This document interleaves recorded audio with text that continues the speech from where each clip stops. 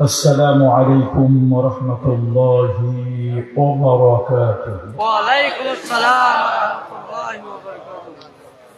سبحانك لا علم لنا إلا ما علمتنا إنك أنت العليم الحكيم. رب اشرح لي صدري ويسر لي أمري واحلل عقدة من لساني يفقهوا قولي. رب زدني علما. نحمده ونستعينه ونستغفره ونؤمن به ونتوكل عليه ونعوذ بالله من شرور أنفسنا ومن سيئات أعمالنا. من يهده الله فلا مضل له ومن يضلله فلن تجد له وليا مرشدا. ونشهد أن سيدنا وسندنا ومولانا وأولانا وطبيب قلوبنا محمد الذي أرسله بالحق بشيرا ونذيرا وداعيا إلى الله بإذنه وسراجا منيرا. فقد قال الله تعالى في كلامه المجيد والفرقان الحميد: أعوذ بالله من الشيطان الرجيم. بسم الله الرحمن الرحيم. سبحان الذي أسرى بعبده ليلا من المسجد الحرام إلى المسجد الأقصى المسجد الأقصى الذي باركنا حوله لنريه من آياتنا إنه هو السميع البصير. آمنت بالله. وقال الله تعالى في شان حبيبه آمرا ومخبرا: إن الله وملائكته يصلون على النبي يا أيها الذين آمنوا صلوا عليه وسلموا تسليما. اللهم صل على محمد وعلى آل محمد كما صليت على إبراهيم وعلى آل إبراهيم إنك حميد مجيد. আসুন আমরা রাসূলুল্লাহর শানে সকলে মিলে একটা কাসিদা কবিতা পাঠ করি, যে কবিতাটা রচনা করেছেন আধ্যাত্মিক কবি, মরমী কবি, সুফি কবি আল্লামা শেখ সাদি রহমতুল্লাহ আলাইহি। بلغ العلا بكماله كشف الدجى بجماله حسنت جميع خصاله صلوا عليه وآله ये तेरी मेराज थी कि तुम लौहा कलम तक पहुंचा, और मेरी मेराज हो कि मैं तेरे कदम तक पहुंचा। بلغ العلا بكماله كشف الدجى بجماله حسنت جميع خصاله صلوا عليه وآله। الحمد لله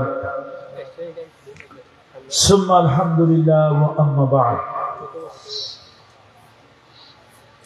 চট্টগ্রাম জেলার অত্যন্ত স্বনামধন্য ঐতিহ্যবাহী একটি উপজেলা হলো সাতকানিয়া। সাতকানিয়া মনো শিকদার পাড়া সমাজ কল্যাণ ঐক্য পরিষদের উদ্যোগে আয়োজিত এই ৬ষ্ঠতম তফসিরুল কোরআন মাহফিল, আজিম ও শান তফসিরুল কোরআন মাহফিলের সম্মানিত সভাপতি মহোদয়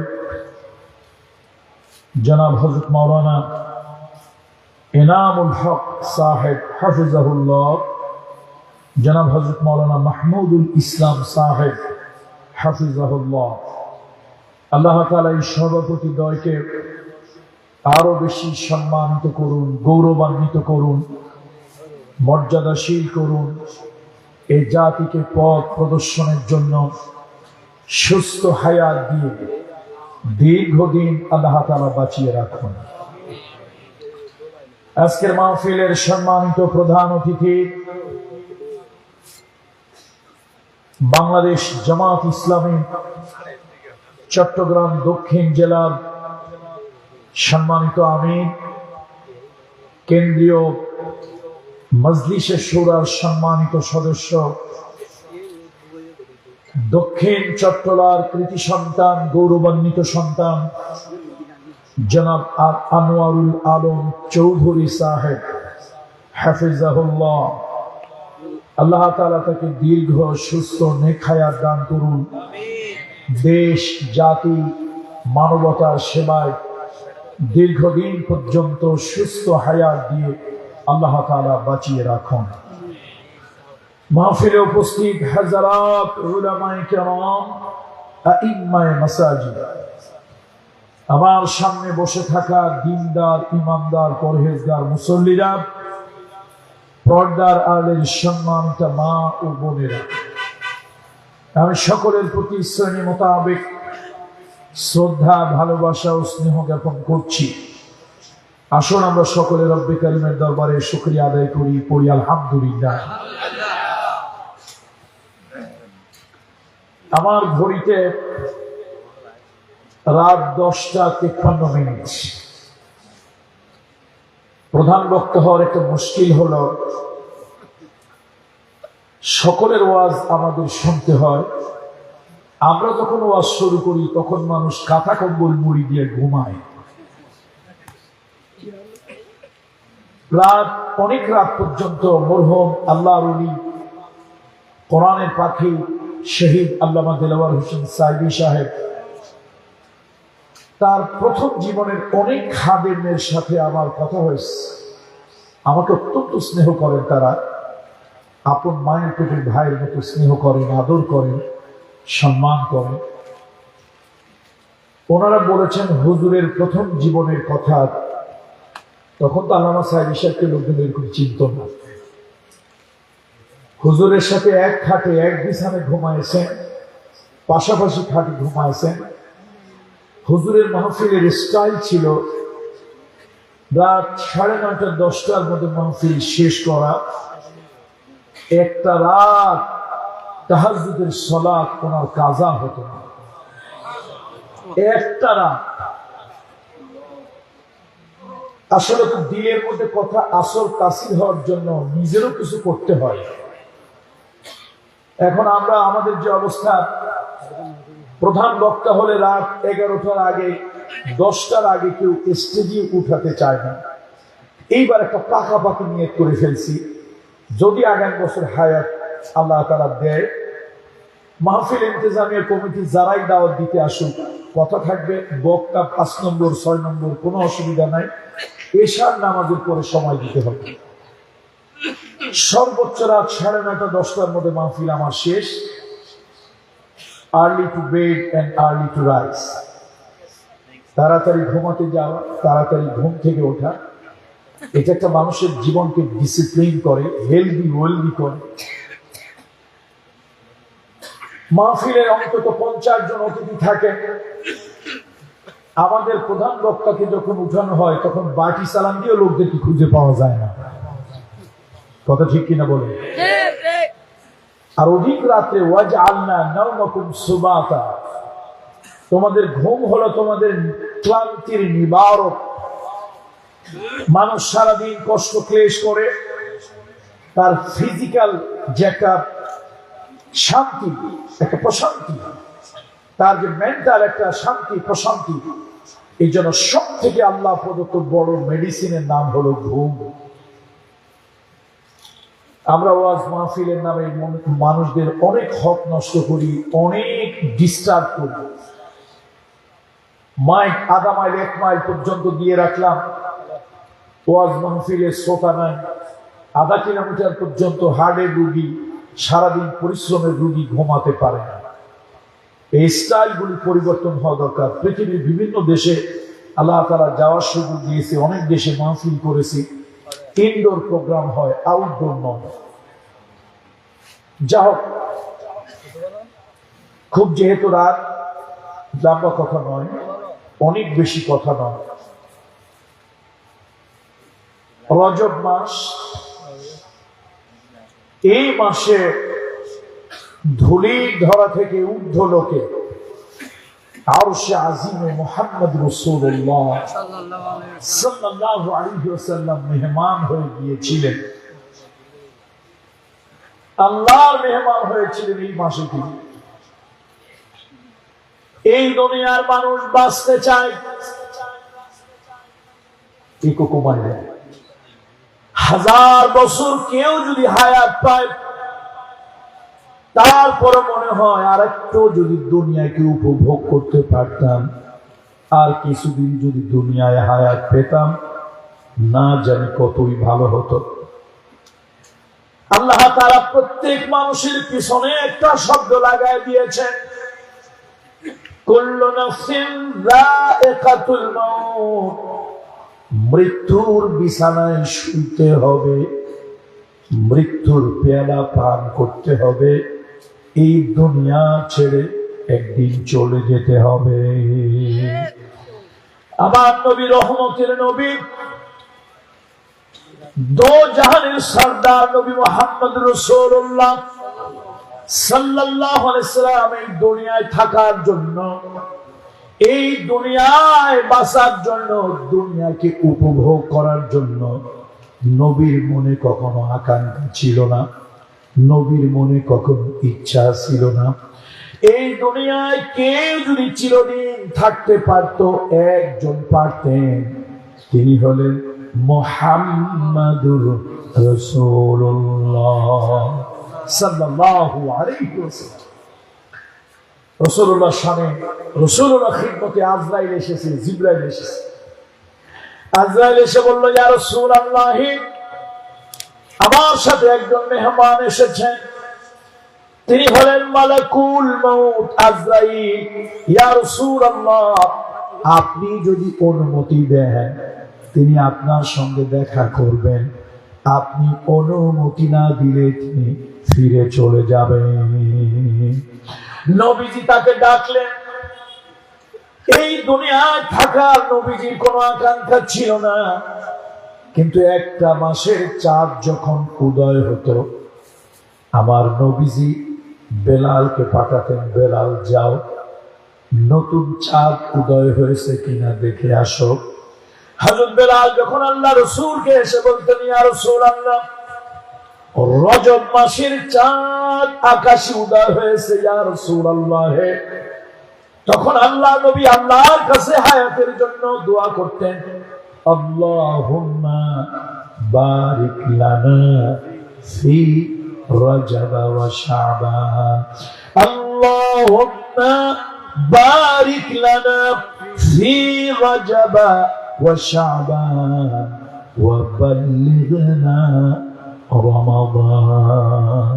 আল্লাহ তাআলা রমাদানের হক আদায় করার জন্য, রমাদানের হক আদায় করার জন্য আমরা রমাদান পর্যন্ত আমাদের হায়াতকে বৃদ্ধি করে দেন। আল্লাহ, আমরা ভাগ্যবান, মনশিকদার পাড়ার সমাজ কল্যাণ ঐক্য পরিষদ ভাগ্যবান, যেই মাসে তাদের মাহফিল হচ্ছে। আরবি কোন মাস? রজব মাস।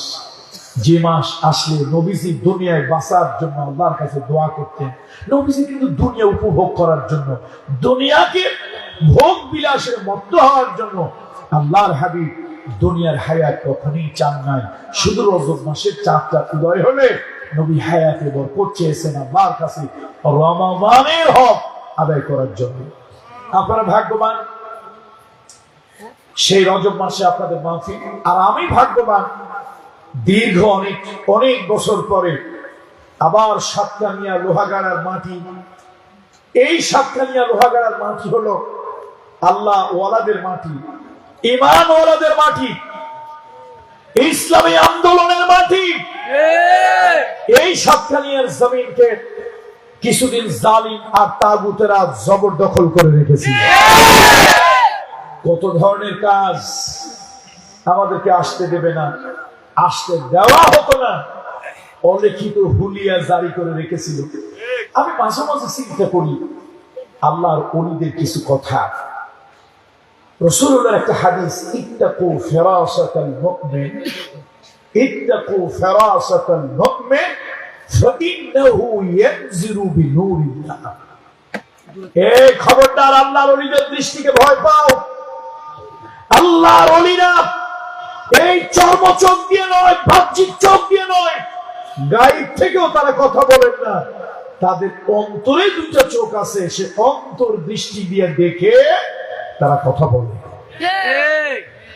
জালিমদের জুলুম যখন পুরো মাত্রায় চলতেছে, জালিমদের জুলমের যখন মহা উৎসব চলে, তখন আল্লাহর ওলি শহীদ আল্লামা দেলওয়ার হোসেন সাইদি সাহেব একটা কথা বলেছিলেন, জালিমেরা করো, জুলুম করো, অত্যাচার অবিচার করো, সময় একদিন আসবে, সময় একদিন আসবে, ওই দিন পালানোর জন্য ইঁদুরের গর্ত খুঁজে পাবে না। কেউ জেলে যায়, জেলে গিয়েও ইজ্জত সম্মানের মালিক হয়। ওয়া তুইজ্জু মান তাশা ওয়া তুযিল্লু মান তাশা বিয়াদিকাল খায়র ইন্নাকা আলা কুল্লি শাইইন কাদির। কেউ জেলে গিয়ে ইউসুফ আলাইহিস সালামের মতো সম্মানিত হয়, ইজ্জতওয়ালা হয়, আর কেউ ক্ষমতার মসনদে উঠে জুতার বৃষ্টির ভাগী হয়। এই বেচারের উপরে কারা যে জুতার বৃষ্টি বর্ষণ করলো আল্লাহ ভালো জানে। ভাই, আমি ছিলাম মালয়েশিয়া প্রোগ্রাম, মালয়েশিয়াতে আমার প্রোগ্রাম ছিল। ওনার মাথার মধ্যে উনি মানুষের কান কথা শুনতেন বেশি, প্রতিহিংসা পরায়ণ বেশি, হিংসুক বেশি। রাজনীতি যারা করে তাদের উদার মানা হতে হয়, যে দলেরই হোক। হিংসুক হলে ওই রাজনীতি পলিটিশিয়ানের বেশি দিন ভাব থাকে না। আপনাদের এমপি ছিল এক নম্বর প্রতিহিংসা পরায়ণ, হিংসুক, একটা নিকৃষ্ট চরিত্রের মানুষ, যে দলেরই হোক। আপনাদের পার্শ্ববর্তী এমপি সাহেব নজরুল সাহেব, আমি তো তার এলাকায় মাহফিল করছি, কই তিনি তো এত প্রতিহিংসা দেখান নাই। পলিটিক্স করতে হলে এত প্রতিহিংসা পরায়ণ হওয়া যায় না, দিলটাকে একটু ব্রডনেস, একটু বড় রাখতে হয়, বড় করতে হয়। এত ন্যারো মাইন্ডেড, ন্যারোনেস হলে, সংকীর্ণ হলে রাজনীতি করা যায় না।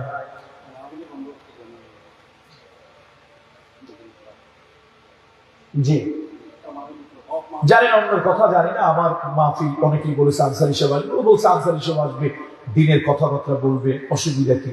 তবে বলে দিও আমাদেরকে যেন একটু গালাগালি কম করে।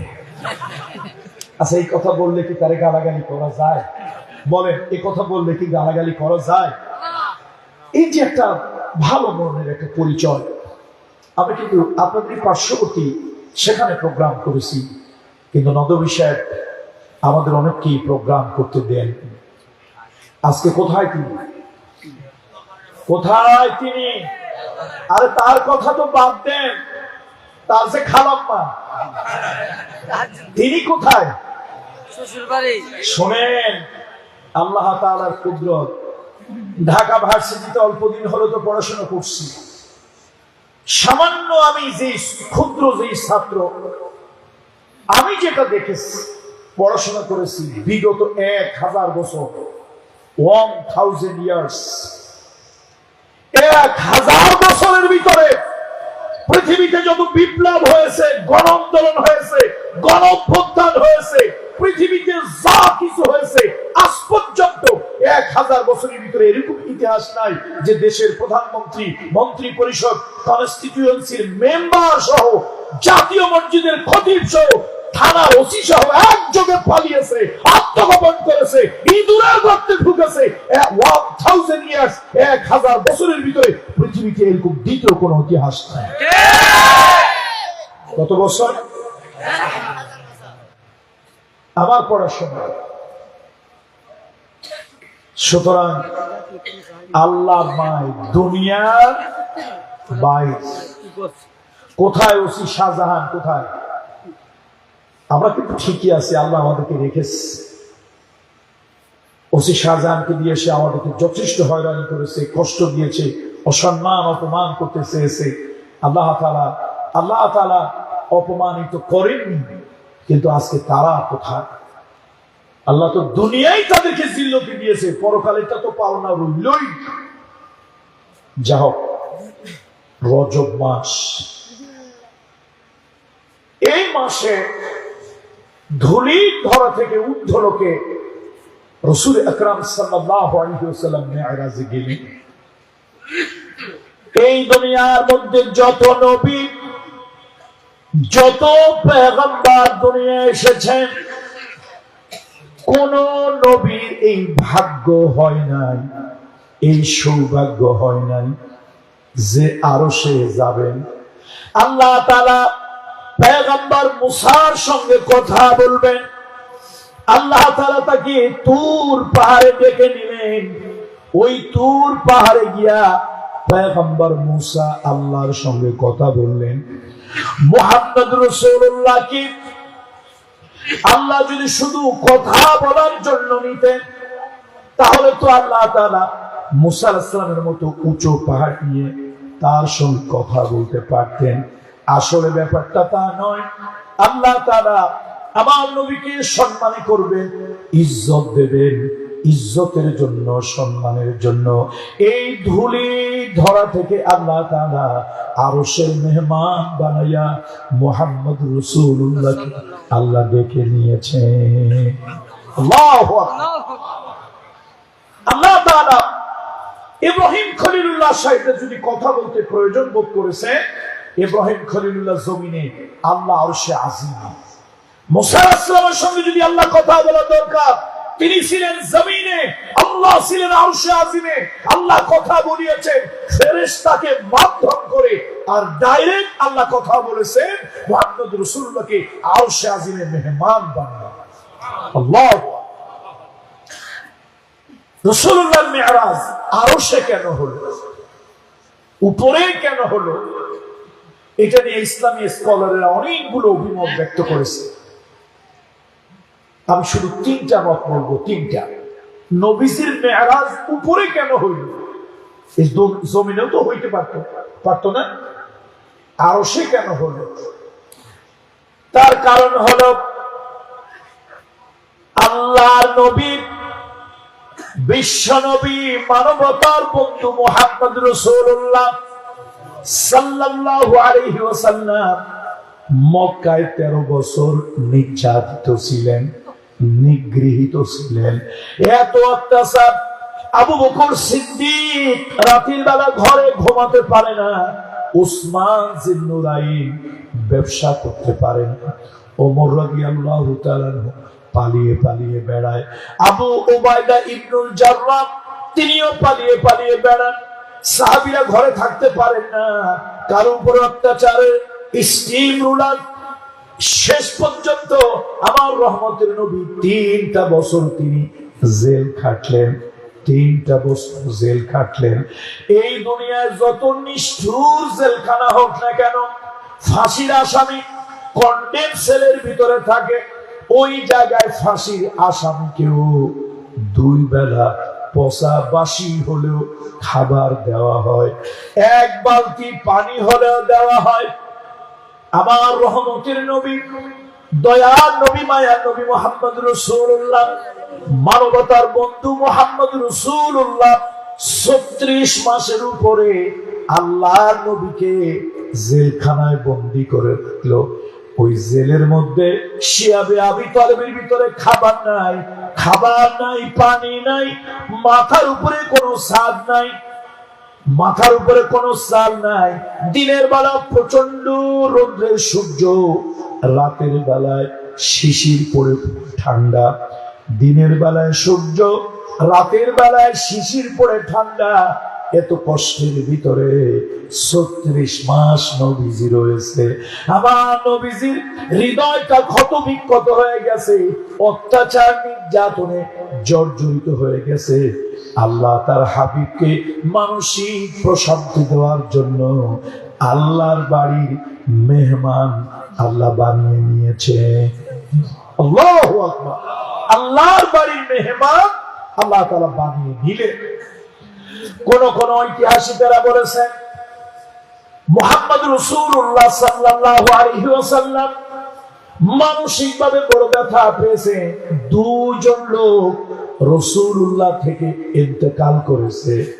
একজন হলেন নবীজির স্ত্রী মা খাদিজা, আর একজন হলেন নবীজির চাচা, যদিও তিনি কাফের। ও মুসলমান, ও সাতকানের ভাইরা, বাবাজিরা, যদিও আবু তালেব কাফের ছিল, কিন্তু আজকের যুগের কুলাঙ্গার বেজন্মা অনেক মুসলমানের বাচ্চা থেকেও তিনি ভালো ছিলেন।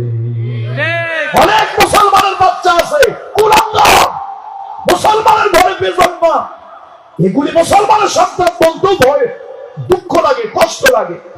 আরে আবু তালেব কাফের ছিল, মুহাম্মদ রাসূলুল্লাহ সাল্লাল্লাহু আলাইহি ওয়াসাল্লামকে কখনো ফেলে যায় না, বিপদে আপদে বালা মুসিবতে ফেলে যায় না। আর মা খাদিজা সুসময় বন্ধু, সুদিনে বন্ধু অনেকেই হয়, অসময় হায় হায় কেউ কারণ হয়। সুদিনের বন্ধুর অভাব নাই। আপনার টাকা আছে, পয়সা আছে, ধন আছে, দৌলত আছে, বন্ধুর অভাব নাই। কত বন্ধু ঘুরে বেড়ায়। আর যদি টাকা না থাকে, পয়সা না থাকে, বিপদের মধ্যে যদি পড়েন, দেখবেন বন্ধু খুঁজে পাওয়া যায় না। আমার মা খাদিজা, রাসূলুল্লাহ জীবন সঙ্গিনী মা খাদিজা, এই মা খাদিজা ছিলেন নবীজির বিপদের বন্ধু। আল্লাহ নবীর জন্য দুর্দিনে, দুঃসময়ে, নবীজির অত্যাচার নির্যাতনের সময়ে মা খাদিজা রাসূলুল্লাহকে বুক দিয়া, টাকা দিয়া, পয়সা দিয়া, ইজ্জত দিয়া, সম্মান দিয়া আল্লাহ নবীকে যেইভাবে বুক দিয়া আগলায় ধরে রেখেছে, মা খাদিজার ঋণ দুনিয়ার মুসলমান কোনদিন শোধ করতে পারবো না। আল্লামা শহীদ আল্লামা সাইদি সাহেব, আমরা তখন ছোট, সাইদি সাহেব একবার প্যারেড ময়দানে একটা ওয়াজ করছিলেন, আবেগে তিনি চোখের পানি ছেড়ে দিলেন। লক্ষ লক্ষ জনতা কেউ চোখে পানি ধরে রাখতে পারেন নাই। মা খাদিজার একটা বয়ান তিনি করতেছিলেন। তিনি বলেছিলেন, মা খাদিজা রাসূলুল্লাহর জন্য, ইসলামের জন্য, দ্বীনের জন্য টাকা দিয়া, পয়সা দিয়া, ইজ্জত দিয়া, সম্মান দিয়া মা খাদিজা রাসূলুল্লাহর জন্য যা করেছে, ও দুনিয়ার মুসলমান, ওই মায়ের ঋণ শোধ করার জন্য বুকটা ফেড়ে কলিজাটা ছিঁড়ে মা খাদিজার পায়ের উপরে যদি হাদিয়া হিসাবে দেও, তামাম দুনিয়ার সব মুসলমান হাদিয়া দিলেও মা খাদিজা ঋণ কোনদিন শোধ করতে পারবেন না।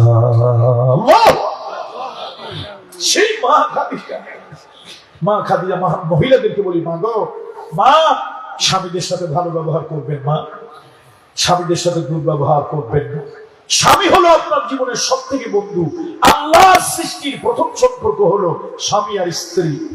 আল্লাহর সৃষ্টির প্রথম সম্পর্ক কি বলুন? স্বামী আর স্ত্রী। এরপরে হলো মা বাপ, এরপরে হলো ভাই বোন।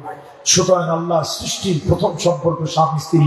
স্বামী স্ত্রী থেকে আপন, স্ত্রীর জন্য স্বামী, স্বামীর জন্য স্ত্রী। এর থেকে আপন আল্লাহর আসমানের নিচে জমিনের উপর কিছুই হতে পারে না। মা গো, আল্লাহ তাআলা কোরআন কারীমের ভিতরে বলেছেন, হুন্না লিবাসুল লাকুম ওয়া আনতুম লিবাসুল লাহুন্না। মা, আপনি স্বামীর পোশাক, স্বামী আপনার পোশাক। মা গো, সুখে দুঃখে স্বামীকে আগলে ধরে রাখবেন, ভালোবাসা দেবেন, স্বামীদের সাথে ভালো ব্যবহার করবেন। আল মারআতু ইযা সাল্লাত খামসাহা, নারী যখন 5 ওয়াক্ত নামাজ ঠিকমতো পড়ে, ওয়া সামাত শাহরাহা, রমজান শরীফের রোজা যখন ঠিকমতো রাখে, ও আহসানাত ফারজাহা, ইজ্জত আবরু সতীত্ব চরিত্র হেফাজত করে, ও আতাআত বালাহা, স্বামীর যখন ইতাআত করে, অনুগত হয় বা স্বামীর কথা মতো চলে, এই 4টা কাজ যদি কোনো নারী করে, রাসূলুল্লাহ সাল্লাল্লাহু আলাইহি ওয়াসাল্লাম বলেছেন, এই মহিলা ইন্তেকালের পরে ফেরেশতারা ওই মহিলাকে ডেকে বলবে, ও নারী, অল্প কয়েকদিন কবরের জিন্দেগিটা পার করো, সামান্য কয়েকদিন কবরের জিন্দেগিটা পার করো, তোমার জন্য আল্লাহর 8টা বেহেশতের দরজা খুলে রাখা হলো। যে কোনো জান্নাতের যে কোনো দরজা দিয়ে তুমি বেহেশতে প্রবেশ করতে পারো। সুবহানাল্লাহ। সুতরাং মা বোনদেরকে বলবো, মা স্বামীর থেকে আপন কেউ নাই। আবার পুরুষরা যারা আছে, স্ত্রীদেরকে আপন ভাববেন, আদর করবেন, মোহাব্বত করবেন স্ত্রীকে, তবে নিজের স্ত্রী, আরেকজনের না। তার স্ত্রী, কথা হয় না, নিজের স্ত্রী। আনসারী সাহেব ওয়াজ করছে স্ত্রীর মোহাব্বত করতে, এখন 10 জন জোটাই নেবেন না, নিজের স্ত্রীর মোহাব্বত করবেন। 1 জন হোক, 2 জন হোক, 4 জন হোক, নিজের স্ত্রীর মোহাব্বত করবেন। রাজি আছেন তো? এটা সুন্নাত। সওয়াব আছে, গুনাহ নাই। সওয়াব আছে, গুনাহ নাই। সওয়াব, সগীরা গুনাহ মাফ হয়। স্বামী স্ত্রী ভালোবাসা, মানসিক স্বাস্থ্য ভালো হয়। পৃথিবীতে যারা মানসিক রোগের মনস্তাত্ত্বিক চিকিৎসা যারা করেন, মেন্টাল ডিজিজ, মানুষের যে মানসিক রোগের চিকিৎসা যে সকল ডাক্তাররা করেন, তারা রাসূলুল্লাহর হাদিসের উপরে গবেষণা অ্যানালাইসিস করে দেখেছেন, যেই পুরুষ তার স্ত্রীকে ভালোবাসেন, যে স্ত্রী তার স্বামীকে ভালোবাসে এবং সুখ দুঃখের কথা বন্ধু হিসেবে একে অপরকে শেয়ার করে, তাদের মানসিক স্বাস্থ্য অন্য যে কোনো মানুষের তুলনায় অনেক ভালো থাকে। সুবহানাল্লাহ। বাড়ি গিয়ে বলবেন সুবহানাল্লাহ। এখন বলা দরকার নাই, বাড়ি গিয়ে বলবেন। তারপর অনেকে বলে না, বলে গেছে কি অনেকে এখনো মুখ বন্ধ করে রাখলেন, সুবহানাল্লাহ বললেন না, কারণ তাহলে সব থেকে আপন কে বলুন তো? বিবি সাহেবা। মোহাব্বতের জিনিস মাঝে মাঝে একটু ঘুরতে নিয়ে যাবেন, বেড়াতে নিয়ে যাবেন, বিভিন্ন জায়গায় মাহফিলে নিয়ে যাবেন, তবে সিনেমায় নিয়ে যাবেন। কিছু লোক আছে খুব বুজুর্গ, আরে বাপরে, অতি সুফি চোরের লক্ষণ। দেখে না, ঢাকায় ধরা পড়ছিল এক দরবেশ। হ্যাঁ, দরবেশ না ধরছে ভেষ, কথা কয় না লোকেরা, দরবেশ না ধরছে ভেষ। পুলিশ আইসা এক মন্ত্রী ধরছে, আইন মন্ত্রী। শেষে বেচারা তো দাড়ি কোদাল দিয়ে এরকম চাচ্ছে, চেনারই কোনো কায়দা নাই। এখন সে চিন্তা করছে, ধরা আমি খাইছি, একা খাবো কেন, আমার সাথে কেউ খাক। সে কয়, তোমরা যে শুধু আমার একারই ধরো, দরবেশ বাবারে দেখো না। তারা কয় দরবেশ কই, কয়ন্ত দরবেশ, আরে সর্বনাশ, দরবেশের দাড়ি কই, দাড়ি কোদাল দিয়ে চাইছে একেবারে দরবেশ অন্যরকম হয়ে গেছে। আসলে এতদিন সে দরবেশ ছিল না, ধরছিল বেশ। অবৈধভাবে ব্যাংক লুট করার জন্য, দেশের টাকা পাচার করার জন্য, অকামের বৈধতা নেওয়ার জন্য দরবেশ আসছিল। এদের উপরে আল্লাহ আল্লাহ যেরকম ঠিক। বন্ধুরা আমার, বন্ধুরা আমার, মেরাজের মাস, রজব মাস, রাসূলুল্লাহ সাল্লাল্লাহু আলাইহি ওয়াসাল্লামের মেরাজ কেন হলো? কেউ বলেছেন নবীজি মক্কায় নির্যাতিত, নিগৃহীত, জেল খেটেছেন 36 মাসের উপরে, শিয়াবে আবি তালেবের কঠিন অবরুদ্ধ অবস্থা। এরপরে আম্মাজান খাদিজা ইন্তেকাল করলেন। রাসূলুল্লাহর চাচা আবু তালিব, আহারে কাফির হইল বেটা কত ভালো। এই জন্য জাহান্নামের ভিতরে, জাহান্নামের মধ্যে আল্লাহ তাআলা যাদের আযাব সব থেকে কম দেবেন, পুরো জাহান্নামের ভিতরে একজন লোকের শাস্তি সব থেকে কম হবে। ওই লোকটার নাম হলো আবু তালিব। আমার নবীকে বিপদের দিনে ছেড়ে যায় নাই, মুসিবতের দিনে ছেড়ে যায় নাই, আমার নবীকে কখনই ভুলে যায় নাই। আমার নবীর পাশে ছিল ছায়ার মতো, রাসূলুল্লাহকে তিনি দেখে রেখেছিলেন। এই দুজন মানুষ মারা গেল, নবীজির বুকের পাঁজরের হাত যেন ভেঙে গেল। আল্লাহ নবী মানসিকভাবে খুব কষ্ট পেলেন। ইতিহাস বলে এই বছরটা হলো আমুল হুজুন, হতাশার বছর, কষ্টের বছর, যন্ত্রণার বছর। আল্লাহ তাআলা বলেন, ও জিবরাইল যাও আমার হাবিবকে নিয়ে আসো। আমার হাবিবের মনটা ব্যথায় ভরে আছে, আমার হাবিবের মনটা একটু আমার আরশ, কুরসি, লৌহ কলম সব কিছু ঘুরে ঘুরে একটু দেখে যা, আমার হাবিবের মনটা একটু ভালো হোক। বলুন না সুবহানাল্লাহ। কেউ কেউ বলেন আরো একটা কারণে মেরাজ হয়েছে। কোন কোন ইসলামী স্কলাররা বলেন আল্লাহ নবী মক্কার জীবন শেষ হবে, মদিনার জীবন শুরু হবে। মক্কার জীবনে রাসূলুল্লাহ শুধু নির্যাতন পেয়েছেন, অত্যাচার পেয়েছেন। এবার নবীজি মদিনায় যাবেন। মদিনায় যাওয়ার পর আল্লাহ নবী একটা ইসলামী রাষ্ট্র কায়েম করবেন। সেই রাষ্ট্র পরিচালনার জন্য কিছু দক্ষতা, যোগ্যতা, কিছু ট্রেনিং প্রয়োজন। এই জন্য আল্লাহ তাআলা তাকে মদিনায় হিজরত করানোর আগে আল্লাহ তাআলা আমার নবীকে আরশে আজিমে ঘুরাইয়া ঘুরাইয়া ট্রেনিং দিয়েছেন। আল্লাহু আকবার। নবীজিকে আল্লাহ তাআলা ঘুরিয়ে ঘুরিয়ে ট্রেনিং দিয়েছেন। দেখুন রাষ্ট্র ক্ষমতা কত গুরুত্বপূর্ণ। আল্লাহ তাআলা তার হাবিবকে দোয়া শিখায় দিলেন, وقل رب أدخلني مدخل صدق وأخرجني مخرج صدق واجعلني من لدنك سلطانا نصيرا। আল্লাহ তাআলা শিক্ষা দিলেন, ও হাবিব আপনি আমার কাছে দোয়া করেন, আপনি আমার কাছে দোয়া করেন, আমি আল্লাহ তাআলা আপনার দোয়া কবুল করে নেব। মক্কায় আপনি নির্যাতিত, রাষ্ট্রের ক্ষমতা যদি না থাকে, সাহায্যকারী রাষ্ট্র শক্তি যদি না থাকে, তাহলে কোন কাজ শান্তিতে করা যায় না, নির্বিঘ্নে করা যায় না। রাষ্ট্র ক্ষমতা আপনার জন্য সাহায্যকারী শক্তি যেন হয়ে যায়, এই জন্য আপনি আমার কাছে দোয়া করেন। আল্লাহ তাআলা যেই জায়গা থেকে বের করবেন, ইজ্জতের সাথে বের করিয়ে যেই জায়গায় প্রবেশ করাবেন, ওই মদিনায় ইজ্জতের সাথে প্রবেশ করাইয়েন, কল্যাণের সাথে প্রবেশ করাইয়েন। ওয়াজআলনি মিন লাদুনকা সুলতানান নাসীরা। আল্লাহ তাআলা সাহায্যকারী রাষ্ট্র ক্ষমতা আমাদেরকে দান করিয়েন। আল্লাহু আকবার। সাহায্যকারী রাষ্ট্র ক্ষমতা, ঠেলার নাম বাবাজি। এখন যদি দেশে হাউন আঙ্কেল থাকতো, কে যদি থাকতো? হাউন আঙ্কেল। এই বদমাই যদি এখন দেশে থাকতো, নির্বিঘ্নে আমরা ওয়াজ মাহফিল করতে পারতাম? দেশে কেসিনিও হয়, জুয়া হয়, মদের বার হয়, এগুলো নিয়ে ওদের মাথা ব্যথা নাই। কিছু নেতা, কিছু নেতাদের কিছু সামসা, ওয়াজ মাহফিল হলে এই নেতা সামসাদের পিছনে দৌড়াইতে দৌড়াইতে মাহফিল কমিটির 3 জোড়া জুতা শেষ। বলেন কত সত্য না মিথ্যা বলেন? কোথায় আজকে নেতা কই, হাতা কই, ছাতা কই? আজকে সবগুলি পলাতক। একজন তো খালি বারবার ঘোষণা দিত খেলা হবে। কি হবে? খেলা হবে। এমন প্লেয়ার সেমিফাইনালের আগেই পলাইছে, ফাইনালে তো কোনো খবরই না।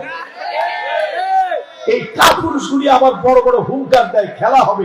আরে ভাই খাই, গুটা খাই, জেল খাই, ফাঁসি হোক, দেশে ছিলাম, দেশে থাকবো, মৃত্যু পর্যন্ত দেশে থাকবো ইনশাআল্লাহ।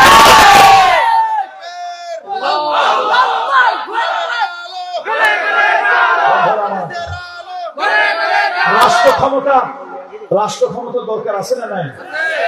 কেমনে বুঝলেন আছে? কইলে ছিলে আছে, কেমনে বুঝলেন? এটা কোরআন শরীফে আল্লাহ নিজে দোয়া শিখাই দিচ্ছে। কে দোয়া শিখাইছে বলুন? বলুন, আওয়াজ দিয়ে বলুন, কে দোয়া শিখাইছে? আল্লাহ নিজে শিখাইছে। বান্দারে, হাবিব, আপনি আমার কাছে দোয়া করেন, ওয়াজআলনি মিন লাদুনকা সুলতানান নাসীরা, সাহায্যকারী রাষ্ট্র ক্ষমতা আমাকে দেন। রাষ্ট্র ক্ষমতা যদি আস-সুলতানু জিল্লুল্লাহি ফিল আরদ, আস-সুলতানু জিল্লুল্লাহি ফিল আরদ। হাকিমুল উম্মাহ আশরাফ আলী থানভী সাহেব এই কথাটা তার কিতাবের ভিতরে লিখেছেন। আসলে রাষ্ট্র ক্ষমতা যদি আপনার পক্ষে না থাকে, নির্বিঘ্নে নিশ্চিন্তে কিছু করা যায়। ঠিক ঠিক। বন্ধুরা আমার, মেরাজ কতগুলো কারণে হলো।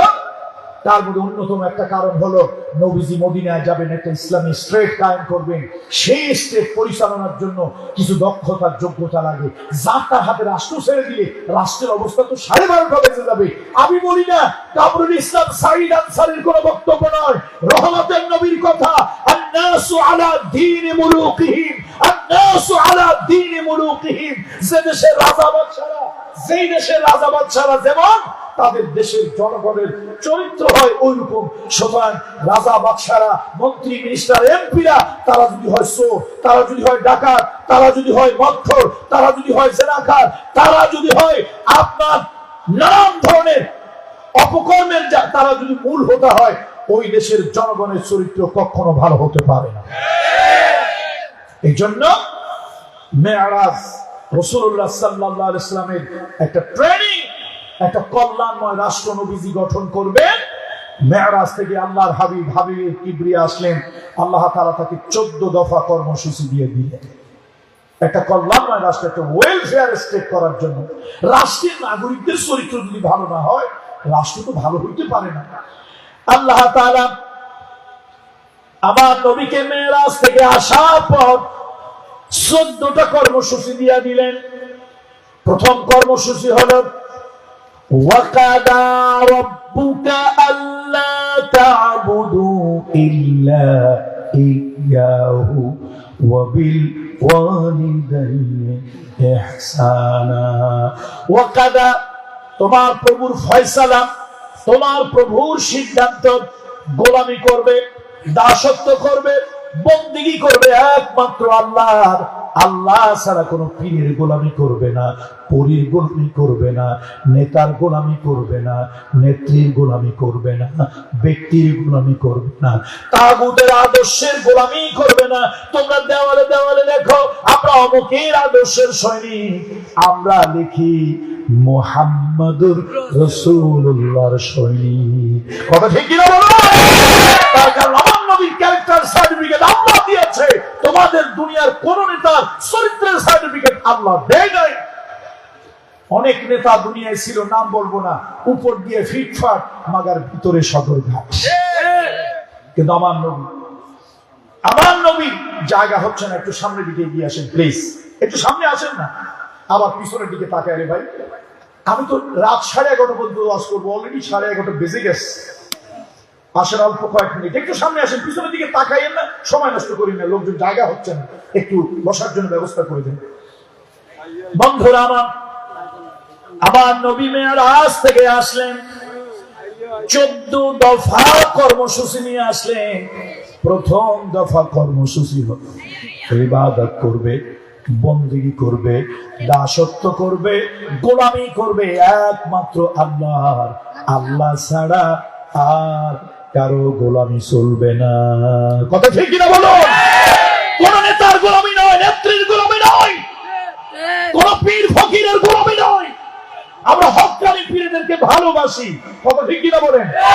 বাইতুল শরফে শাহ আব্দুল জব্বার আল্লাহর ওলি, গারাঙ্গিয়ার মরহুম পীর সাহেব হুজুরেরা, খোদাখালীর মরহুম পীর সাহেব হুজুর, সুনতির সাহেব হুজুর, আমরা এদেরকে ভালোবাসি। কার জন্য ভালোবাসি বলেন তো? আল্লাহর জন্য। আমরা তাদেরকে কলিজাটা দিয়ে ভালোবাসি। কার জন্য ভালোবাসি? আল্লাহর জন্য ভালোবাসি। আমরা আল্লাহর জন্য ভালোবাসি, দুনিয়ার জন্য নয়। সুতরাং কোন পীরের গোলামি, পরীর গোলামি, দরগার গোলামি, দুর্গার গোলামি হবে না। আমার হিন্দু ভাই বোনেরা, তাদেরকে উদ্দেশ্য করে বলি, অমুসলিম ভাই বোনদেরকে উদ্দেশ্য করে বলি, আপনার ধর্মের অধিকার, নাগরিক অধিকার ইসলাম দিয়েছে। ইসলাম কারো গলার উপরে পাড়া দিয়ে জোর জবরদস্তি করে ধর্মান্তরিত করতে বলেনি। লা ইকরাহা ফিদ্দীন, কাউকে জবরদস্তি করতে বলেনি, বরং আল্লাহ নবী বলেছেন লাকুম দীনুকুম, লাকুম দীনুকুম, তোমাদের দিন তোমাদের কাছে, ওয়ালিয়া দিন, আমার দিন আমার কাছে। সুতরাং নবীজি কারো উপাসনালয় আঘাত করার জন্য, দেব দেবী নিয়ে কথা বলার জন্য আমাকে বলেনি। আমার হিন্দু ভাই, আমার মুসলিম দেশে আমার কোরআন যদি রাষ্ট্রের সংবিধান হয়, এই দেশে যদি ইসলামী হুকুমত কায়েম হয়, তাহলে নাগরিক অধিকার হিন্দু, বৌদ্ধ, খ্রিস্টান, মগ, চাকমা, গারো সবাই তাদের নাগরিক অধিকার পাবে, ধর্মীয় অধিকার পাবে। স্বাধীনভাবে তার নাগরিক অধিকার, ধর্মীয় অধিকার করবে। তার ঈমান আকীদা যা ইচ্ছা তাই করুক, এটা তার ব্যাপার। কিন্তু আমার মুসলমান না পীরের গোলামি, না পরীর গোলামি, না দরগার গোলামি, না দুর্গার গোলামি, না নেতার গোলামি, না নেত্রীর গোলামি, কারো গোলামি চলবে না। ওয়াবুদুল্লাহ, সূরা নিসা 36 নম্বর আয়াত, ওয়াবুদুল্লাহ ওয়ালা তুশরিকু বিহি শাইআ, ওয়াবুদুল্লাহ ওয়ালা তুশরিকু বিহি শাইআ। আল্লাহর ইবাদত করো, আল্লাহর বন্দেগী করো, আল্লাহর গোলামি করো। আল্লাহ ছাড়া কারো সাথে আল্লাহকে শরীক করিও না।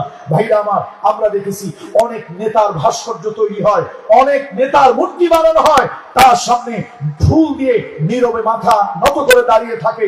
রাষ্ট্রীয় থেকেই শিরিক হয়।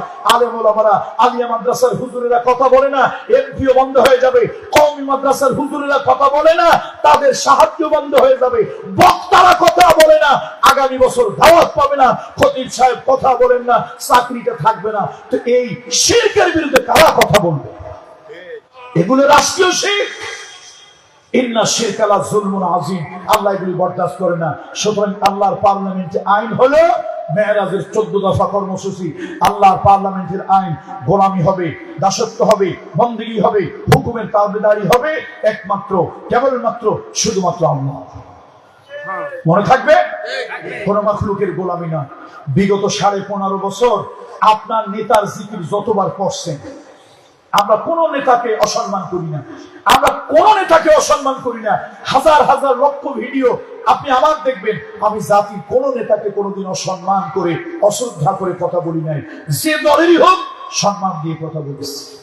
দুঃখে কথা বলতে হয়, আপনার বাবার জিকির আপনারা জাতিরে দিয়া, সরকারি কর্মচারীরে দিয়া যতবার বাপের নামের জিকির করাইছেন, তার 1000 ভাগের 1 ভাগ যদি আল্লাহ নামের জিকির কেউ করতো, মারফতের দরজায় সেই লোকটা প্রথম আসমানে চলে যেত। আবার সামনে কারা ক্ষমতায় আসবেন জানি না, তবে কোন মূর্তি টুর্তি বানাইলে আমরা কিন্তু ওটা রাখবো না। আগের দিন বাগে খাইছে, এখন আর সময় নাই কারো জমা খরচ দিয়া কথা বলার সময় নাই। উল্টা পাল্টা কেউ কাজ করলে সোজা ডাইরেক্ট একটা কিতাব দেবো, কিতাবুল ফিদা। কথা ঠিক কিনা জোরে বলেন? এই নতুন স্বাধীনতা কারো দয়ায় পাই নাই, এই নতুন স্বাধীনতা কারো দয়ায় পাই নাই। অনেক নেতা নেত্রীরা গিয়ে ঘরে ঘুমাইছেন, আজকে তারা বিরাট বড় পীর পুরুষই ভাব দেখাচ্ছে। ছিলেন কই? সুতরাং আসুন, কোন নেতার ভাস্কর্যের সামনে মাথা নত করা যাবে না। বাইতুল শরফে শাহ আব্দুল জব্বার আমাদের কলিজার থেকেও সম্মানী, তার আমরা কোনো মূর্তি বানাবো না, সেই মূর্তির সামনে ফুল দিয়ে নীরবে দাঁড়াবো না। কথা ঠিক কিনা? কেন করবো না? কেন করবো না? এটা শিরক। বলেন কেন করবো না? এটা শিরক। আল্লাহর ওলিদেরকে ভালোবাসি, আল্লাহর ওলিদেরকে ভালোবাসি। নবীজির হাদিস, হাদিসে কুদসি, মান আদালি ওয়ালিয়ান ফাকাদ আযানতুহু বিল হক। তাহলে আল্লাহর ওলিদেরকে ভালোবাসি। বলেন আল্লাহর ওলিদেরকে ভালোবাসি, আল্লাহর ওলিদেরকে ভালোবাসি, দিল দিয়ে মহব্বত করি, কিন্তু কোন ওলিকে আল্লাহর সাথে মিলাইতে চাই না। আল্লাহ আল্লাহ, সবাই গায়রুল্লাহ। বলেন আল্লাহ আল্লাহ, আর বাকি সবাই গায়রুল্লাহ। বন্ধুরা আমার, 14 দফা কর্মসূচির প্রথম দফা হলো ইবাদত, বন্দেগী, দাসত্ব, গোলামি আল্লাহর হবে। দ্বিতীয় হলো আল্লাহ তাআলা বলেন, এই সুন্দর পৃথিবী যাদের কারণে দেখলা, যাদের কারণে সুন্দর পৃথিবীটার উপভোগ করলা, তারা হলো মা বাপ। মা বাপ, মা বাপ কালো হোক, মূর্খ হোক, অশিক্ষিত হোক, গরিব হোক, আল্লাহ না করুন কাফের বেদিন হোক, মা বাপকে সেবা করবে, মা বাপের খেদমত করবে। ওয়াবিল ওয়ালিদাইনি ইহসানা, মা বাপের প্রতি ইহসান করবে। কোরআন শরীফের ভিতরে আল্লাহ তাআলা বলেন, ইন্নাল্লাহা ইউহিব্বুল মুহসিনিন, ইন্নাল্লাহা ইউহিব্বুল মুহসিনিন। আল্লাহ বলেন, যারা ইহসান করে, মা বাপকে যারা ইহসান করে, আমি আল্লাহ তাআলা তাদেরকে আমি ভালোবাসি। ও সাতকানিয়ার জনগণ, ও লোহাগাড়ার জনগণ, সারা দুনিয়ায় সাতকানিয়া লোক আছে, বিদেশ থেকে টাকা পয়সা ইনকাম করো, হাতে ধরি পায়ে ধরি, খবরদার বাবা মাকে ভুলে যেও না, বাবা মাকে ভুলে যেও না, বাবা মাকে ঘর থেকে বের করে দিও না, বাবা মাকে অসম্মান করিও না। তুমি যদি চাও তোমার রিজকের ভিতরে বরকত হোক, তুমি যদি চাও তোমার হায়াতের ভিতরে বরকত হোক, আল্লাহ তাআলা তোমার ঘরে নিয়ামত রাখছে, তোমার ঘরে আল্লাহ তাআলা নিয়ামত রাখছে। ওয়াবিল ওয়ালিদাইনি ইহসানা, মা বাপের প্রতি ইহসান করো। মা বাপ যদি গরিব হয়, মা বাপ যদি কালো হয়, মা বাপ যদি অশিক্ষিত হয়, আব্দুল কাদের জিলানী, বাইজিদ বস্তামি, যুগ শ্রেষ্ঠ ওলি আল্লাহর দোয়া করলে, সন্তানের জন্য দোয়া করলে, ওই দোয়া যতটুকু কাজে লাগবে, মা বাপ যদি সন্তানের জন্য আল্লাহর কাছে হাত তোলে, ওই দোয়া আল্লাহর আরশে আগে মঞ্জুর হয়ে যায়। এই জন্য মেরাজ থেকে আমার নবী আসলেন, 14 দফা কর্মসূচি নিয়ে আসলেন। সেই 14 দফা কর্মসূচির ভিতরে দ্বিতীয় হলো ওয়াবিল ওয়ালিদাইনি ইহসানা, মা বাপের প্রতি ইহসান করো। বিরক্ত হয়ে মা বাপ যেন শব্দটা উচ্চারণ করতে না পারে। 5 ধরনের খিদমত মা বাপকে করতে হবে, আল্লাহ তাআলা সেটা বলেছেন। সময়ের অভাবে ওভাবে যেতে পারলাম না। 3 নম্বরে তৃতীয় দফা হলো আত্মীয়তার বন্ধন, রক্তের বন্ধন বজায় রাখো। অসহায়, গরিব এবং রাস্তার পথিকদের প্রতি সাহায্য করো।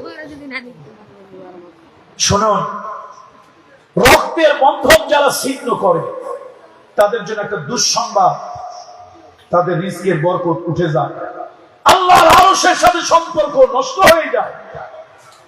কখনো এই কাজটা করবেন না।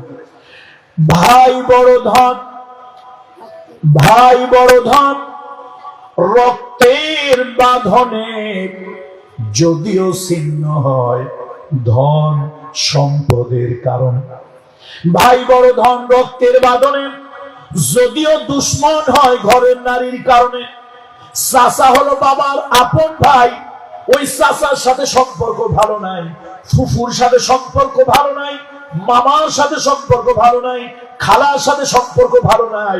ও মুসলমান, শুধু মসজিদে দৌড়াইলা, মসজিদে দৌড়াইলা, নামাজ পড়ে পড়ে আধা ইঞ্চি 1.5 ইঞ্চি নামাজের দাগ কপালে ফেলাইলা।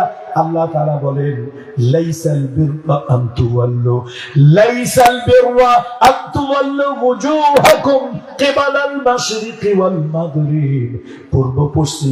পূর্ব পশ্চিমে কপাল ঝুঁকা পূর্ব পশ্চিমে কপাল ঝুঁকাইলা, মাথা ঝুঁকাইলা, এটা ইমানদার হওয়ার জন্য যথেষ্ট নয়, বরং ভালো কিছু কাজ করতে হবে। সেই ভালো কাজের মধ্যে আল্লাহ বলেছেন রক্তের বন্ধন, রক্তের সম্পর্ক বজায় রাখো, আত্মীয়তার সম্পর্ক নষ্ট করিও না। রাজি আছেন আপনারা? রাজি আছেন? খবরদার! তাফসীর ইবনে কাসিরের ভিতরে এসেছে, তাফসীর ইবনে কাসিরের ভিতরে এসেছে, এই আপন রক্তের সম্পর্কগুলি আল্লাহর আরশের সাথে ঝুলানো থাকে। এই সম্পর্ক যারা ছিন্ন করে তারা আল্লাহর আরশের সাথে সম্পর্ক ছিন্ন করে।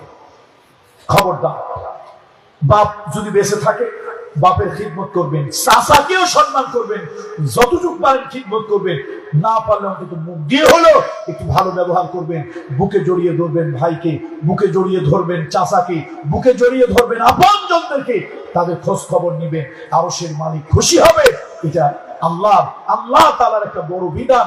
তাসিল মান কাতাআত ওয়া তু'তি মান হারামাত ওয়া তুরফু আম্মান যালামাত। তোমার সাথে আত্মীয়, রক্তের আত্মীয়রা যদি, রক্তের বন্ধন, নারী সম্পর্কের লোকজন তোমার সাথে যদি সম্পর্ক ছিন্ন করে দেয়, তাদের সাথে সম্পর্ক জোড়া লাগাও। এরপরে অভাবী, এতিম, মিসকিন, ইবনুস সাবিল, রাস্তার পথিক, তাদের প্রতিও সদয় হবে, ইহসান করবে। হাল জাযাউল ইহসান ইল্লাল ইহসান। তুমি যদি কোনো মানুষকে ইহসান করো, একটু ওষুধ কিনে দাও, একটু পরনের কাপড় কিনে দাও, একটু রাস্তায় পথিক অ্যাক্সিডেন্ট হয়ে পড়ে আছে, একটু যদি চিকিৎসার ব্যবস্থা করে দাও, এক ব্যাগ রক্ত দাও, অথবা যদি তাকে অপারেশন থিয়েটারে নিয়ে একটু যদি তার রোগের জন্য চিকিৎসায় কিছু পয়সা খরচ করো, আরশের মালিক খুশি হয়ে যাবে। আল্লাহ তোমার তাকদীর খুলে দেবে, ভাগ্য প্রসন্ন করে দেবে, রিজকের ভিতরে আল্লাহ ওয়াসাআত বৃদ্ধি করে দেবেন, হায়াত বাড়বে, রিজিক বাড়বে। এগুলি মানুষকে ভালো মানুষ হতে সাহায্য করে। এরপরে আল্লাহ তাআলা বলেন সম্পদ অপচয় করা যাবে না। ওয়ালা তুবাযযিরু তাবযীরা, অপচয় করবে না। বিদেশ থেকে টাকা কামাই করে আনো, দুই হাতে টাকা কামাই করে আনছো, খবরদার বেহুদা খরচ করবে না, অপ্রয়োজনীয় খরচ করবে না, আননেসেসারি খরচ করবে না। তার কারণ হলো আল্লাহ তাআলা বেহুদা খরচ আল্লাহ পছন্দ করেন না। ইন্নাল মুবাদদিরিনা কানু ইখওয়ানা শায়াতিন, অপচয় যারা করে, বেহুদা খরচ যারা করে, ওরা হলো শয়তানের ভাই। এই জন্য আসুন, প্রয়োজন যতটুকু, ছেলের প্রয়োজন, মেয়ের প্রয়োজন, যতটুকু প্রয়োজন করেন, আল্লাহ তাআলা খুশি হবেন। কিন্তু খবরদার অহেতুক, অপ্রয়োজনীয়, বেহুদা, আননেসেসারি করবেন না। এই পয়সাটা একটা অসহায় মানুষের জন্য দেন, কন্যাদায়গ্রস্ত পিতামাতার জন্য দেন। সহিহ হাদিসের বর্ণনা, আস-সাই আলাল আরমিলাতি ওয়াল মিসকিন কাল মুজাহিদ ফি সাবিলিল্লাহ। কেউ যদি গরিব দুঃখীর জন্য একটু 10টা টাকা নিয়া, একটু 200 চাল নিয়া, 1 কেজি চিনি নিয়া, কোন গরিব দুঃখী মিসকিন অভাবী অনাথ এই মানুষগুলোর দিকে যদি ধেয়ে যায়, হেঁটে যায়, আল্লাহ তাআলার রাসূল বলেন, রহমতের নবী বলেন, ফেরেশতারা লিখতে থাকে সে জিহাদের ময়দানে রওনা হচ্ছে। কথা কি কামরুল ইসলাম সাইদের না রহমতের নবী? এই আমার কথা বাদ দিতে পারো, আল্লাহ নবীর কথা কেমনে তুমি বাদ দিবা? আস-সাই আলাল আরমিলাতি ওয়াল মিসকিন কাল মুজাহিদ ফি সাবিলিল্লাহ। আও, অথবা রাবী বলেছেন, আও কাল্লাযী ইয়াসুমুন নাহারা ওয়া ইয়াকুমুল লাইল, অথবা তোমার আমলনামায় লিখতে থাকে সারা দিন তুমি রোজা রেখেছো, সারা রাত জেগে জেগে তাহাজ্জুদের নামাজ পড়েছো। এই সারা দিন রোজা রাখলে, সারা রাত তাহাজ্জুদের নামাজ পড়লা, যেই সওয়াব ওই সওয়াবটা তোমার আমলনামায় লিখে দিল। তাহলে এই জন্য এই গরিব দুঃখী মিসকিন এদের প্রতি খেয়াল রাখতে হবে, অহেতুক অপ্রয়োজনীয় খরচ করা যাবে না। এরপরে আমাদের একটা বড় ধরনের একটা রোগ হলো আমাদের, সেটা কি? অর্থ ব্যয়ের ক্ষেত্রে আমরা কখনো চিন্তা ভাবনা করি না। যারা কিপটা তারা জন্মের মতো কিপটা, আবার যারা দান করে উড়ায় পয়সা, জন্মের মতো উড়ায়। বন্ধু বান্ধবের জন্য লাখ টাকা খরচ করতে দ্বিধা করে না। আবার কেউ আছে এত কিপটা, হাতের ফাঁক দিয়ে ফোঁটা পানিও পড়ে না। এরকম কিছু কিপ, এইটা আপনাদের সাথে নিয়ে কি বলে, কিপটা কয় না কষা কয়? খসা কিপটা। এই কৃপণ আল বখিলু আদুবুল্লাহ। এই জন্য আল্লাহ তাআলা কি সুন্দর কথা বলেছেন, শোনেন আল্লাহর কথা। আল্লাহ তাআলা বলেন, ওয়ালা তাজআল ইয়াদাকা মাগলুলাতান ইলা উনুক, ولا تبسطها كل البسط فتقعد মালুমান মাহসুরা। আল্লাহ তাআলা বলেন তোমার হাত কি গলার সঙ্গে এইভাবে ঝুলায় রাখিও না, মানে কাউরে দান করো না, মসজিদে করো না, মাদ্রাসায় করো না, মক্তবে করো না, গরিবকে করো না, মাহফিলে করো না। কিছু কপাল পোড়া আছে, টাকা ইনকাম করে, হাজার হাজার লক্ষ কোটি টাকা আছে, কিন্তু অন্যর বেলায় 10 পয়সা খরচ করে না। এরকম কিছু আছে কিনা? এগুলি জান্নাতে যাবে না। আল বখিলু আদুল্লাহ, এগুলি আল্লাহর দুশমন। যারা ভালো কাজে, কল্যাণের কাজে পয়সা ব্যয় করে না, খরচ করে না, এগুলি আল্লাহর দুশমন, নবীর দুশমন, এগুলি বেহেশতে যাবে। আবার পাইলা বন্ধুরা, মাসে কামাই করো 5000 রিয়াল, খরচ করো 6000, সমানে উড়াইতে থাকে। এরকম কিছু আছে না? তাদেরকে আল্লাহ নিষেধ করেছে, খবরদার হাতের তাই হবে না, অতিরিক্ত খরচ করবা না। বরং খরচের ক্ষেত্রে কি সুন্দর একটা কথা আল্লাহ তাআলা সূরা ফুরকানের ভিতরে বলেছেন, ওয়া কানা বাইনা যালিকা কাওয়ামা, বরং দুইটার মধ্যে ভারসাম্য রক্ষা করবেন। এটা আর আর্থিক অভাব অনটনে সন্তানকে হত্যা করা যাবে না, অশ্লীলতা, বেহায়াপনা, বেরেল্লাপনা করা যাবে না। আজকে অশ্লীলতায় দেশ ভরে গেছে, অশ্লীলতায় দেশ ভরে গেছে। মহিলাদের স্বামী বিদেশে থাকে, ব্যাংকে যায়, বাজার করতে যায়, যাবে না, যাবে না, নিষেধ। নবীজির কাছে এক মহিলা আসছে, ইয়া রাসূলুল্লাহ আমি বাজারে যাই। নবীজি বলছেন না তুমি যাবে। ইয়া রাসূলুল্লাহ আমি বাজারে যাই। খবরদার তুমি বাজারে যাবে না। মহিলা মুখখানা বেজার করে বলি, ইয়া রাসূলুল্লাহ আমার স্বামী পক্ষাঘাতগ্রস্ত রোগী, বিছানায় শোয়, বিছানায় পয়খানা, প্রস্রাব, পায়খানা, আমার ছোট ছোট দুটো বাচ্চা। হুজুর আমি খেজুরের পাতা, খেজুরের ছোবড়া দিয়ে নানান ধরনের কুটির সামগ্রী, পণ্য সামগ্রী বানাই, সেগুলি জমা করে বাজারে নিয়ে বিক্রি করি। ওই বিক্রয় লব্ধ, ওই যে খেজুরের পাতা, খেজুরের ছোবড়া দিয়ে নানান জিনিস বানাইছি, সপ্তাহ ভরে বানাই, ওটা বাজারে নিয়ে বিক্রি করি। সেই বিক্রয় লব্ধ পয়সা দিয়ে চাউল ডাউল কিনে আনি, ওই বাচ্চাগুলোরে খাওয়াই, স্বামীটারে খাওয়াই, ওষুধপত্র খাওয়াই। নবীজির মুখখানা মলিন হয়ে গেল। নবীজি বললেন তুমি বাজারে যাবে, তুমি বাজারে যাবে, পণ্য বিক্রয় করবে, সংসার চালাবে, কিয়ামতের দিন আল্লাহ তাআলা তোমাকে দ্বিগুণ প্রতিদান, দ্বিগুণ পুরস্কার দিবে। তাহলে মহিলারা বাজারে যাবে না, ব্যাংকে যাবে না, এখানে সেখানে যাবে না। দুনিয়া ভরে স্বামী শাড়ি কিনে আনছে, স্বামীরে দেখায় না, অথচ বাহিরের পুরুষকে বা স্বামী পরে, ও স্বামীর দেওয়া দামি শাড়িটা, দামি 3 পিসটা পড়ে গেছে ব্যাংকে। কেশিয়ার দেখে কয়, ভাবি জান একটা জোশ লাগতেছে। ইজি ভ্যানওয়ালা কয়, ভাবি আজকে যা সুন্দর লাগতেছে, মনে হয় ডানা কাটা পড়ি। পয়সা খরচ করলো কে, আর চোখের মজা নেয় কে? এই জন্য স্বামীকে পরে দেখান। রাসূলুল্লাহ বিধান, আপনার যদি ব্যাংকে যেতে হয়, ক্যাশিয়ারের কাছ থেকে টাকা তুলবেন, কর্কশ ভাষায় কথা বলবেন, ম্যানেজারের সাথে টাকা চাইবেন, কর্কশ ভাষায় কথা বলবেন, কারেন্টের মিস্ত্রি ফ্যানটা নষ্ট হয়ে গেছে ঠিক করবে, কর্কশ ভাষায় কথা বলবেন। দুনিয়ার মানুষ খারাপ ভাবে ভাবুক, আল্লাহর নবী বলেছেন কর্কশ ভাষায় কেন কথা বলবে? তুমি যদি মুলায়ম নরম ভাষায় কথা বলো, তো তোমার নাম্বারটা রাখবে, রাত 12টার পর একদিন মিস কল দেবে, তোমার খোঁজ খবর নেবে, একটা অবৈধ পরকীয়া সৃষ্টি হবে। নবীজির কি সুন্দর বিধান। তুমি স্বামী নাই, তুমি নিজেকে চালাতে হয়, সংসার চালাতে হয়। খবরদার কোন পরপুরুষের মানসিকতা তোমার প্রতি যেন দুর্বল না হয়ে যায়। এই জন্য তুমি পরপুরুষের সাথে ডিলিংস করবে নরম মুলায়ম, শান্তির ভাষায় নয়, ওবায়দুল কাদেরের মতো এত মধুর মধুর ভাষা নয়, ভাষাটা একটু কর্কশ করিও। ভাষাটা কি করিও? কর্কশ করিও। কর্কশ ভাষায় কথা বললে কারেন্টের মিস্ত্রি যেন বোঝে, বাবারে বাবা, মহিলা তো না দরজাল, এই মহিলারে অপ্রয়োজনে ফোন দেওয়া যাবে না।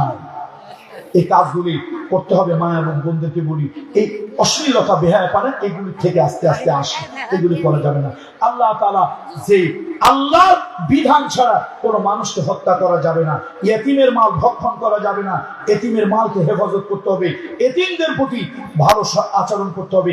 কারোর সাথে ব্যবসায়িক চুক্তি, ব্যক্তিগত চুক্তি, জমি বাড়ি বেচা কেনার চুক্তি, বিদেশের সাথে আন্তর্জাতিক পররাষ্ট্রের চুক্তি, ওয়া আউফুল কাইলা ইদা কিলতুম। আল্লাহ তাআলা বলেছেন যখন তোমরা কারোর সাথে কোনো চুক্তি করবে, সেই চুক্তিকে রক্ষা করবে।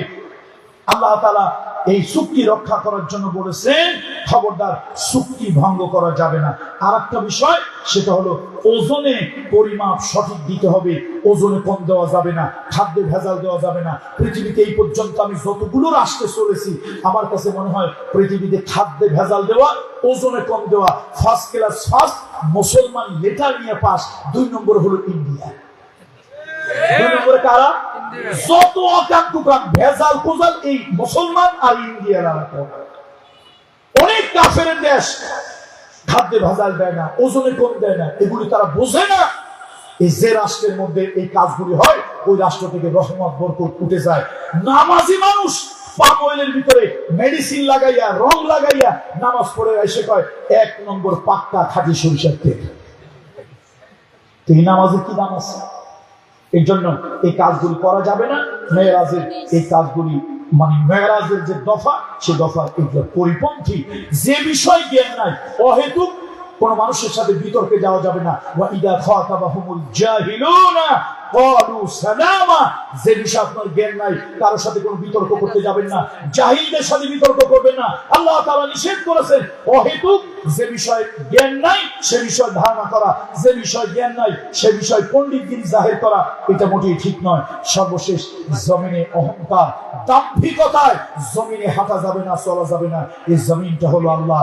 অহংকার যারা করে তাদের পতন হয়, অহংকার যারা করে পতন হয়। টাইটানিক জাহাজ অহংকার করেছিল, আল্লাহ তাআলা কোনো পাথর দিয়ে নয়, কোনো লোহা দিয়ে নয়, পানিকে আইস বরফ বানিয়ে সেই বরফের সাথে বিশ্ববিখ্যাত জাহাজ টাইটানিকের একটু আঘাত লেগেছিল। টাইটানিকের ক্যাপ্টেন বলেছিল, তোমরা আনন্দ করো, ফুর্তি করো, মদ খাও, ড্যান্স দাও, নাচো, যা মনে হয় তাই করো, খবরদার আমার এই জাহাজের ব্যাপারে ভয় পেও না। শহর ডুবে যাবে, নগর ডুবে যাবে, শেওলা ডুবে যাবে, আমার জাহাজ ডুববে না। আল্লাহ তাআলা সেই জাহাজকে ডুবাইয়া ছাড়ছে না ছাড়ে না? ছাড়ছে। পাথরের সাথে ঘাই লাগছিল না, বলেন? পাথরের সাথে, লোহার সাথে, আইসের সাথে ঘাই লাগছে। এরপরে সে রেডিও অলওয়েজ বার্তায় সারা দুনিয়াকে জানিয়ে দিল আমাদের জাহাজ বিপদগ্রস্ত, বিপন্ন, আমরা মৃত্যু প্রায়, জাহাজের তলা ফেটে গিয়েছে। সাহায্যের জন্য কাছাকাছি কত জাহাজ ছিল, কেউ এলো না। যখন এলো তখন আর কেউ দুনিয়ায় রইল না। অহংকারকে আল্লাহ তাআলা পছন্দ করেন না, অহংকার পতনের মূল। এই জন্য হযরত লোকমান তার সন্তানদেরকে যখন নসিহত করেছিলেন, পৃথিবীতে একজন ওয়াইজিন, যার ওয়াজ আরশের মালিক আল্লাহ শুনেছেন, সেই ওয়াইজিন লোকমান, যার নামে কোরআনের একটা সূরা আছে, তিনি তার সন্তানদেরকে নসিহত করে বলেছিলেন, অহংকার করে দুনিয়ায় চলো না। এই দুনিয়ায় অহংকার যারা করছে, পতন তাদের হয়েছেই হয়েছে। কথা ঠিক কিনা বলেন? অহংকার যারা করেছে, পতন তাদের হয়েছেই হয়েছে। অহংকারী হব না, অহংকার করব না। আল্লাহ তাআলা অহংকারকে ভালোবাসেন না। ধনের অহংকার, জনের অহংকার, সৌন্দর্যের অহংকার, ক্ষমতার অহংকার, কোন অহংকারী যেন আমাকে অহংকারী বানিয়ে না দেয়। অহংকার আল্লাহর গায়ের চাদর, অহংকার আল্লাহর গায়ের চাদর। যারা অহংকার করে আল্লাহর গায়ের চাদর নিয়ে তারা টানাটানি করেন, আল্লাহ তাআলা এটা পছন্দ করেন না। অহংকারকে আল্লাহ ঘৃণা করেন। অহংকার করে জমিন ফাটিয়ে দেওয়া যায় না, অহংকার করে পাহাড়ের উচ্চতা ছাড়ানো যায় না। আল্লাহ তাআলা আমাদের সকলকে 14টা কাজ করার তৌফিক দান করুন। মাহফিল কখনোই আমরা বেশি রাত করবো না। যদি আগামীতে ভবিষ্যতে আপনাদের এই সাতটা নিয়ে আসতে হয়, আমার নসিহত থাকবে, দিনের 10টা থেকে মাহফিল শুরু করবেন, রাত 9টা 10টার মধ্যে মাহফিল শেষ। কোনো মানুষের ঘুমের জন্য ব্যত্যয় না হয়, নামাজের জন্য ব্যত্যয় না হয়, কোনো মানুষের তাহাজ্জুদের জন্য ব্যত্যয় না হয়। এই অভ্যাস পরিবর্তন করতে হবে।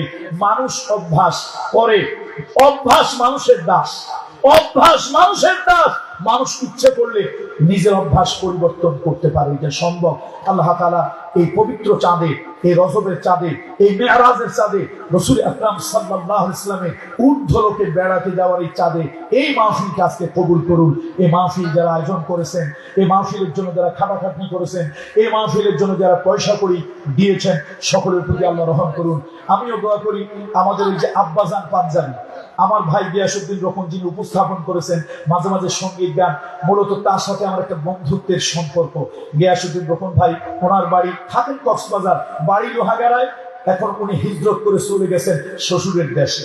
তো ওনার সাথে আমার একটা হৃদয়ের সম্পর্ক। আপনাদের এই আব্বাজান পাঞ্জাবি, আল্লাহ দোয়া করি তাদের জন্য। তা উনি আমাকে দাওয়াত দিলেন আমার রোকন ভাইয়ের মাধ্যমে। আমি তো চিন্তা করলাম সাতকানিয়া লোহাগাড়ায় দাওয়াত যে দিল, কেমনে আসবো, কিভাবে আসবো। তো আল্লাহ তাআলা দেশ তো ক্লিয়ার করে দিয়েছে। দেশ ক্লিয়ার করে দিয়েছে, এখন আর দেশের কোথাও যেতে বাধা নেই। এই যে সুযোগ, এই সুযোগটাকে কাজে লাগাইতে হবে, এই সুযোগটাকে কাজে লাগাইতে হবে। সাতকানিয়ার জনগণ, পার্লামেন্টে আপনাদের পক্ষ থেকে কোরআনের পক্ষে কথা বলার জন্য লোক পাঠাবে। 151 জন হইলে কোরআনের আইন পাস করতে পারবে। আরে সাইদি সাহেবের মতো একজন হোক, আল্লামা দেলোয়ার হোসেন সাইদি, বাগের বাচ্চা একটাই যথেষ্ট। মাত্র 2 জন পার্লামেন্টারিয়ান সংসদে গিয়ে স্পিকার হুমায়ুন রশিদ চৌধুরী, আওয়ামী লীগের স্পিকার, সিলেটে বাড়ি, হুমায়ুন রশিদ চৌধুরীকে বলেছিল, স্পিকার সংসদে এসে মাথা নত করা, মাথা ঝুঁকানো, রুকু করা, এটা শিরক, এটা শিরক, কবিরা গুনাহ। স্পিকার হুমায়ুন রশিদ চৌধুরী, আমি তার জন্য দোয়া করি, যে দলেরই হোক, আল্লাহ তার জীবনের গুনাহ মাফ করে দিক, আল্লাহ তাকে জান্নাতুল ফেরদাউস দান করুন। কিছু আছে পথের কুত্তার স্বভাব হলো, আরেকটা লোক দেখলে ঘেউ ঘেউ করে উঠি। সংসদে এরকম কিছু, পার্লামেন্টে কিছু 2-1টা অশিক্ষিত নাদান মূর্খ যায়, ওই কুত্তার মতো খালি ঘেউ ঘেউ করে। এই 2-1টা ঘেউ ঘেউ করে উঠলো। স্পিকার সাহেব বলেন, মাওলানা সাহেব, আমিও মুসলমানের সন্তান, মাথা ঝুঁকানো এটা যদি শিরক হয়, ঈমান চলে যায়, কবিরা গুনাহ হয়, আপনি পয়েন্ট অফ অর্ডারে একটা বিল উত্থাপন করেন, আপনার পক্ষে কেউ না থাকলে আমি থাকবো, যদি সেটা কোরআন হাদিস ভিত্তিক হয়। সিংহে সাধু, মাত্র 2 জন পার্লামেন্টারিয়ান, মাত্র 2 জন। সাইদি সাহেবের সাথে একজন আল্লাহর বান্দা, কি সুন্দর করে বলিষ্ঠতার সাথে তিনি কোরআন হাদিস যুক্তি বিভিন্ন কিছু দিয়ে বুঝাইলেন। মানুষের মাথা মানুষের সামনে নত করতে পারে না, মানুষের মাথা পার্লামেন্টের সামনে নত হতে পারে না, মানুষের মাথা স্পিকারের সামনে নত হতে পারে না। এটা সেই মাথা নত হবে আল্লাহর কাছে। তিনি সেটাকে বিল হিসাবে পাশ করলেন। আল্লাহ জানে কতদিন কিয়ামত না হয়, ততদিন পর্যন্ত সাইদি সাহেব হুজুরের এই আইনটা অন্তত সংসদে থাকবে। তা আপনার এলাকা থেকে 151 জন তো আপনারা পাঠাইতে পারবেন না। কয়জন পাঠাইতে পারবেন? একজনও যদি ওরকম সাইদি সাহেব হুজুরের মতো হয়, অন্তত আইন পাস করতে পারুক না নাই পারুক, কোরআন ইসলামের বিরুদ্ধে কোন আইন হলে সিংহের মতো গর্জন দিয়ে উঠবে। এরকম একটা লোক আপনারা পাঠাইতে পারেন না? এরকম একটা লোক আপনারা পাঠাইতে পারেন না? কারা কারা পারেন হাত উঁচু করে দেখান। লিল্লাহি তাকবীর, লিল্লাহি তাকবীর, সুন্নাহর আলো। হাত নামান। আল্লাহ তাআলা মাহফিল থেকে কবুল করুন। মনশিকদার পাড়া সমাজ কল্যাণ ঐক্য পরিষদের প্রত্যেকটা মেম্বারকে আল্লাহ তাআলা তার রহমতের চাদর দিয়ে ঘিরে রাখুন। তাদের দুনিয়া এবং আখিরাতের সার্বিক কল্যাণ আল্লাহ তাআলা দান করুন। আল্লাহুম্মা সাল্লি আলা মুহাম্মদ ওয়া আলা আলি মুহাম্মদ কামা সাল্লাইতা আলা ইব্রাহিম ওয়া আলা আলি ইব্রাহিম ইন্নাকা হামিদুম মাজিদ। আল্লাহুম্মা বারিক আলা মুহাম্মদ ওয়া আলা আলি মুহাম্মদ কামা বারাকতা আলা ইব্রাহিম ওয়া আলা আলি ইব্রাহিম ইন্নাকা হামিদুম মাজিদ। মনোযোগ করুন।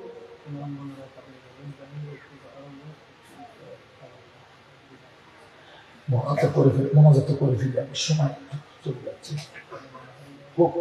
তারপর কথা বলে তাড়াতাড়ি তাড়াতাড়ি আমি এখানে মনোজাত করবো দ্রুত। আপনাদের জন্য একটু তাবারুক আছে, তো মনোজাতের পরে মেহেরবান করে আমি আসলে উঠে যাব। এই জন্য মনোজাতের পরে আপনারা একটু বিশৃঙ্খলতা করবেন না, বসে থাকবেন এবং আমার কাছে ওয়াদা করেন। বসে থাকবেন তো ইনশাআল্লাহ? বলেন ইনশাআল্লাহ। বসে